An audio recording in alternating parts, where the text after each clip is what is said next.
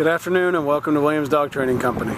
We're here today with Fred and Tess, and what we're going to be demonstrating for you today is Tess's ability to understand and respond to her obedience commands, the corrections and motivations that we give her while we are working with her, and the training equipment that we're using. Fred is using a regular 6-foot web training leash, and he keeps the bulk of that leash folded neatly in his right hand, leaving his left hand free to give the correction. The correction that we give is a tug and let go on the training collar, which is the second piece of equipment that we're using. Tess has been fitted with her own personal training collar, and we'll show you how to properly use this during your one-on-one lesson.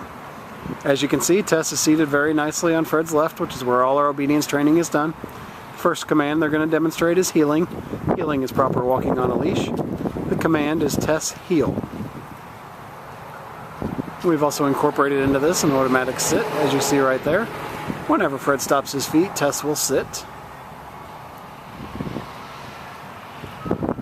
There's another automatic sit.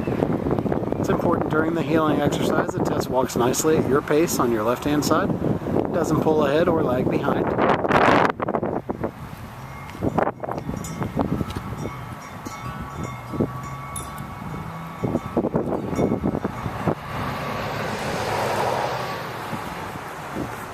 The next exercise we're going to demonstrate is a stay command. The stay is a hand and voice command.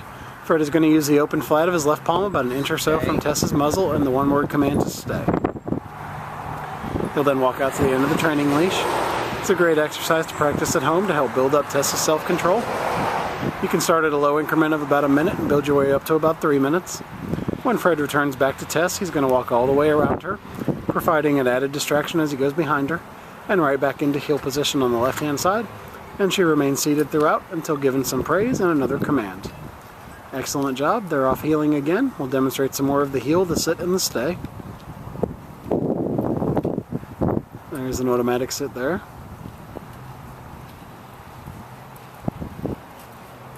And another sit. Stay. Gives her the stay again. Out to the end of the training leash. This time he's going to demonstrate the recall or the come command. You call her into you. She comes in nicely and sits right in front. And then we have an exercise called the finish, where she'll heel around the back of Fred and right back into heel position, seated nicely on the left-hand side. Got a little bit of an itch there, so he's going to heel her out of that. And then we'll demonstrate that again for you.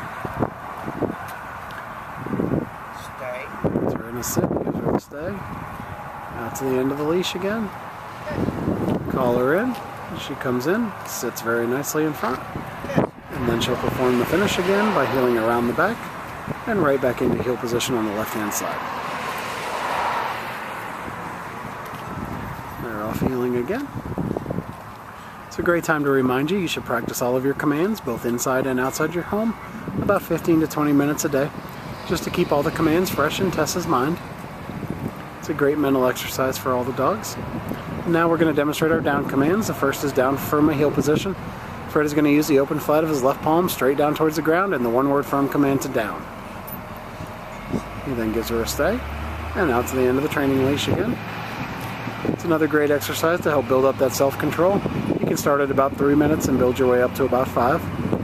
When Fred returns back to Tess, he's going to walk all the way around her as he did on the sit stay and right back into heel position on the left-hand side. Very nicely done. She got a little praise and another command, and they're off heeling again. We're going to demonstrate this again for you.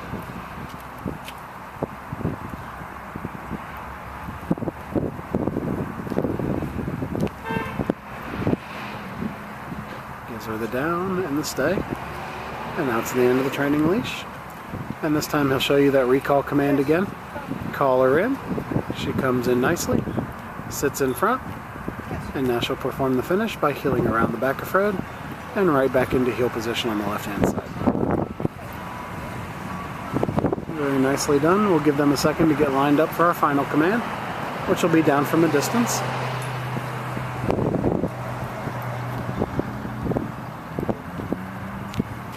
This will be the down from a distance.